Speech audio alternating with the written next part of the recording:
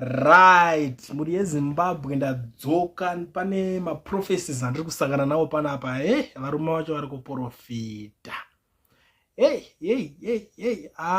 Zimbabwe ma1 maprophecies ari panapa haana kumira zvakanaka. Aya ndo maprophecies anodhonza ngoro acho. Vari kurova maprophecy ari kuvhundutsa vanhu. Sekutaura kwandongozvita muri yeZimbabwe kuti kana muchinge mazosangana nemaprophecies anenge vazhinji vanozoti iwe ndakazoona prophecy imwe waitaura nezvayo pachannel pako. I'm like, no guys, ini handisiri ndinoita maprophets, handisi ndoita maprophecies.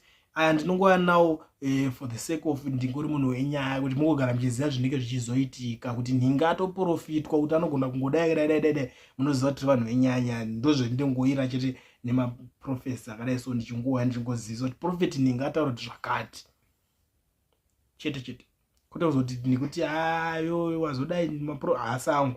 Now pari kunzi a very chilly Wednesday morning raining in Harare around 11:45 a.m. death of a Zimbabwe national hero to be announced. Unenge uri musi wechitatu iwoyo kuchinairira kuchaziviswa kufa kwerimwe gamba. Handisi kuziva kuti magamba ari kurwara ndanani kokoko, ende handisi kuziva kuti kana vari kuti gamba vari kureva ripi racho, but ndo nyaya yandiri kusangana nayo panapa.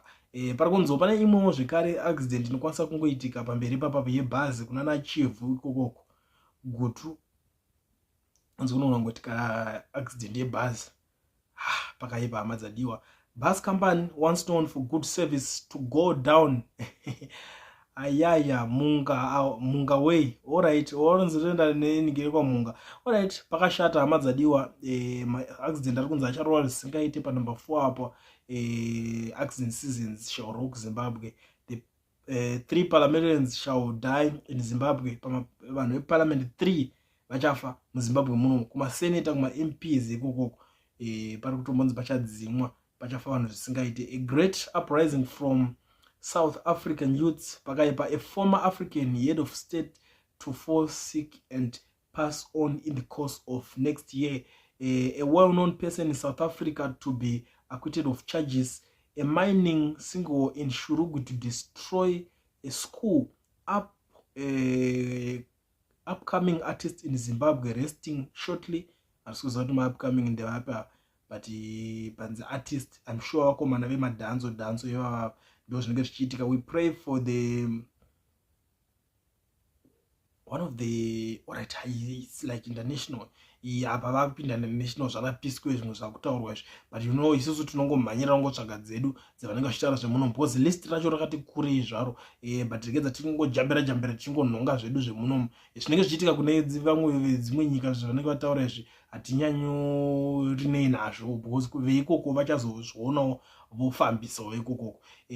Pameno munhu komana wedhanzo ari kunzi achafa futi uyu accident. Alright, munhu wesimudhanzo achanzi achafa achasangana neaccident. Ndoimwe nyaya iripo.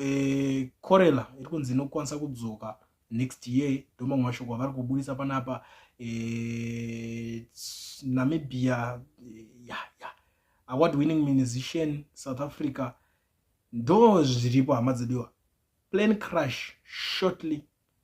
Right, ndo imwe ndoenda chiramba chingotsvaga ndazosangana nayo pa 27 plane crash shortly.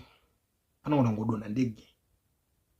Izvi zvekure ende muchangonzwa kuti kune kwadzimwa. I think yaane nguva I think kanenge ake chi3 vachingotaura nezvenyaya yeplane crash iyo. Saka inini muri yeZimbabwe ndanguti ndidarike nepanapa ndichikuzivisa nyaya dziripo kuti mugare muchizivawo ma-updates aya. Kuzotara zvakuitika musazoti handina kukuudzai.